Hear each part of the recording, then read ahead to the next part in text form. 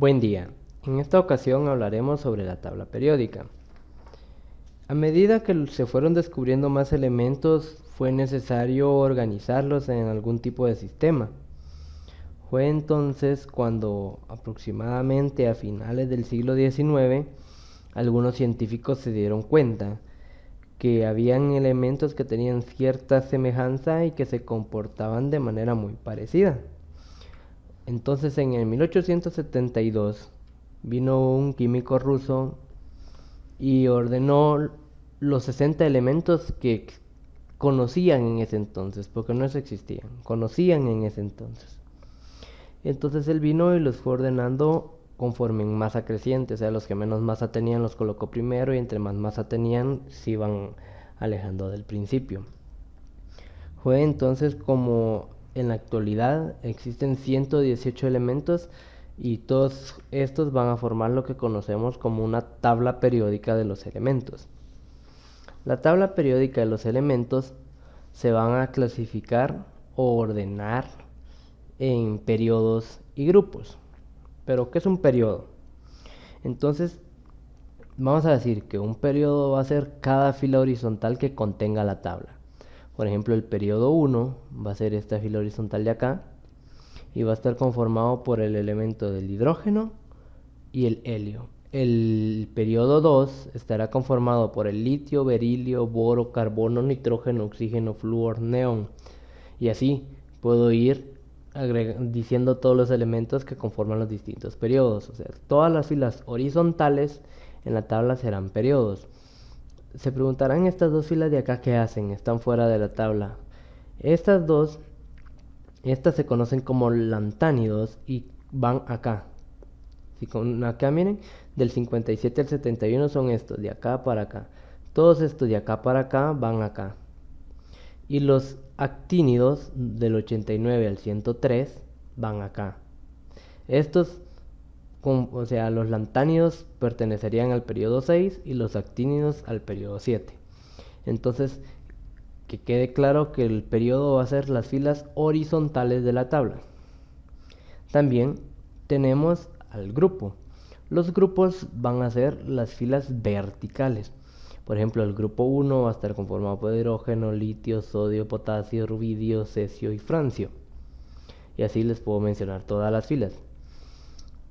Todas las columnas, perdón. Entonces, antiguamente a los grupos se les había denominado con una letra. Por ejemplo, 1A, 2A, 3A, 4A, 5A, 6A, 7A y 8A.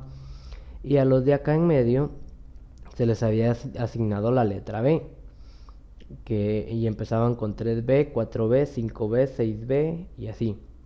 Al llegar acá, estos eran los elementos del 8B y acá empezaban 1B y 2B. No empezaban con 1B acá. Pero actualmente se conocen los grupos de manera más fácil y ordenada como grupo 1, grupo 2, grupo 3, 4, 5 y así hasta llegar al grupo 18. Entonces tenemos que decir que los grupos van a ser las filas verticales de la tabla. Bueno, prosiguiendo. En la tabla periódica hay ciertos bloques a los que se tienen ciertos nombres. Por ejemplo, tenemos el bloque de los elementos representativos.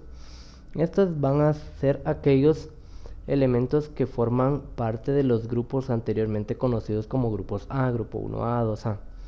Entonces podemos decir que es el grupo 1, el 2 y del 13 al 18 son conocidos como elementos representativos. Y a los grupos de la familia B, del grupo 3 al 12, o miembros del 3B, 4B, todos los de la familia B, se les conoce como elementos de transición. Tenemos a los lantánidos, estos de acá, como ya dije, son pertenecientes al periodo 6, y los actínidos, que son pertenecientes al grupo 7, a estos se les conoce comúnmente como elementos de transición internos. También tenemos que conocer que hay ciertos grupos que tienen nombres propios, porque estos se van a desarrollar de una manera muy parecida. Por ejemplo, tenemos que el grupo 1A, este va a ser de los metales alcalinos, pero van a ser todos estos a excepción del hidrógeno. Los elementos dentro de este grupo, y esto de acá, por lo regular son metales brillantes, blandos, muy buenos conductores de calor y electricidad, y van a tener puntos de fusión relativamente bajos. Entonces, los metales alcalinos van a reaccionar vigorosamente con el agua y van a formar productos blandos. Entonces, estos de acá vamos a conocerlos como alcalinos, a excepción del hidrógeno. Todos los del grupo 1 o 1A van a ser conocidos como alcalinos, a excepción del hidrógeno. Tenemos al grupo 2. A estos se le van a conocer como metales alcalinoterrios. Y estos van a incluir aquí sí todos estos.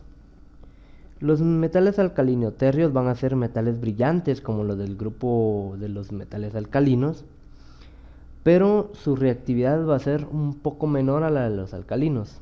Por eso hasta en el nombre se parecen un poco, son alcalinoterrios. Entonces estos de acá son alcalinoterrios. Tenemos el grupo 17 o 7A. A estos vamos a conocerlos como los halógenos, son estos de acá. Los halógenos, por lo regular, en especial el flúor y el cloro, van a ser elementos sumamente reactivos y van a formar compuestos con la mayor parte de elementos. Entonces ustedes van a poder encontrar composiciones o compuestos con cloro y flúor muy comúnmente. Y por último tenemos al grupo 18 o 8A. Estos son denominados gases nobles. Los gases nobles por lo regular tienen una baja reactividad y rara vez se van a encontrar en combinación con otros elementos. Estos por lo regular no reaccionan y no se van a encontrar con otros elementos. Ahora, ¿qué pasa con los demás? Tenemos que estos de acá ya dijimos que se llamaban metales de transición. A estos de acá de transición internos. Y estos de acá son elementos que no van a tener un nombre común. Entonces prosigamos. Vamos a hablar ahora sobre metales, no metales y metaloides. Esta línea de acá, se las resalté un poco, va a dividir a los metales de los no metales. Entonces primero vamos a hablar de los metales. Los metales van a ser todos aquellos elementos, a excepción del hidrógeno, que se van a encontrar a la izquierda de esta línea. Todo elemento de acá para acá se va a considerar metal, a excepto los que están a la adyacencia de la línea. Incluso acá están resaltados con otro color, ¿ven? Estos de acá para acá van a ser metales a excepción de estos, los que están a la par de la línea, el boro, el silicio, el germanio.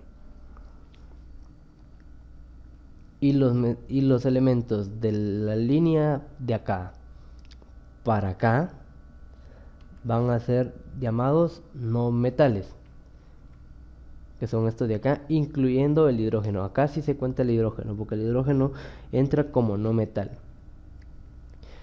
Y se preguntarán, ¿y estos de aquí de en medio qué son? O sea, que si no son ni uno ni otro, pues estos son metaloides. Estos metaloides tienen la característica de que son parecidos a uno, o sea, tienen características propias de un metal, pero a la vez tienen características de no metales, o sea, son como un intermedio entre los dos. Y a estos de acá se les denominará como metaloides. Le dejaré una pregunta, me gustaría que la pudieran responder. Aquí hay otra. Pausen el video. Acá están las respuestas.